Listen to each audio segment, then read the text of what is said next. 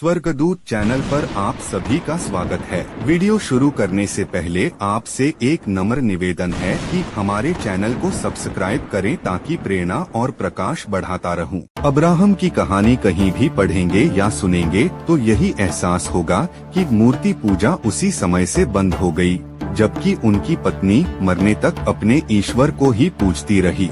Abraham के वंशज भी लगातार मूर्ति पूजा करते चले आ रहे थे, तभी तो उनके वंश के ही एक पैगंबर सोलोमन ने एक मंदिर बनवाया था, वो भी अब्राहम के मरने के लगभग 1000 साल बाद, जिसे सोलोमन मंदिर के नाम से सभी जानते हैं।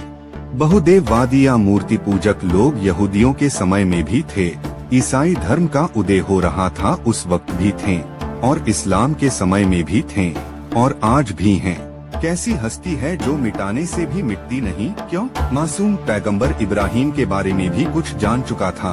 कुछ किताबों और कहानियों को पढ़कर उसे यह भी समझ आया कि पुरानी नक्शों या निशानियों में या पहले से लिखी किसी किताब या इतिहास के किसी पन्ने पर अपना नाम डालना या खुद को उनका वंशज साबित करना बहुत मुश्किल है। तो रास्ता क्या है? सभी पुरानी निशानियों को नष्ट करवा दो, उनको ही झूठा बोलो, उन किताबों को पढ़ने से उन्हें रोको, फिर उनकी ही कहानी चुराकर अपना नाम डालकर एक नई कहानी बना डालो।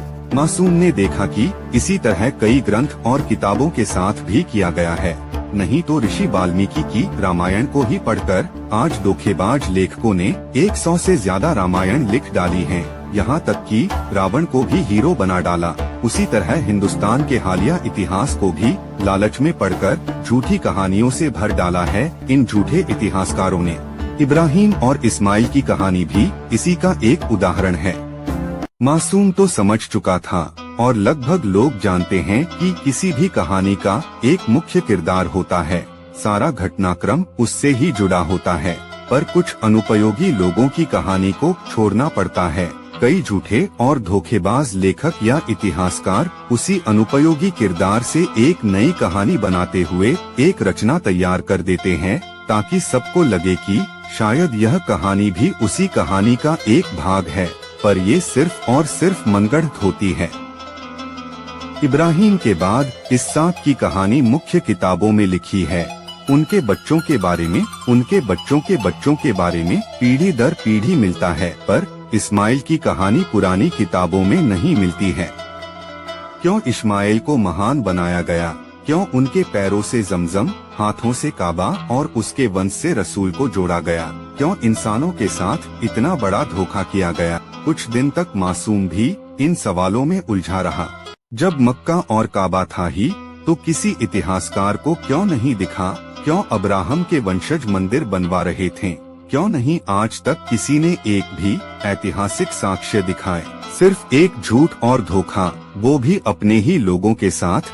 उन्हें झूठ का समझा दिया कि पहले के सभी बातें झूठी हैं, उनके किताब झूठे हैं, सब बदल दिया गया है, सब मिटा दिया गया है, जबकि हकीकत कुछ और है। यहूदी और नसारा के वंशजों को मार काट कर उनको उनके ही जगह से निस्तोनाबुद कर देने के बाद झूठ का उनके ही पूर्वजों को अपना बताना कितना सही है? सिर्फ इसलिए उनके पूर्वजों के साथ जोड़ा गया ताकि लोगों को झूठ का दिखा सके कि मेरा मजहब इतना पुराना है। आज कितनों को अपने 10 पूर्वजों का नाम और उनका जन्मदिन याद है। मजहब के नाम पर क्या क्या किया गया सब बताने की कोशिश करूंगा, शायद ज्यादा दिन का साथ ना हो।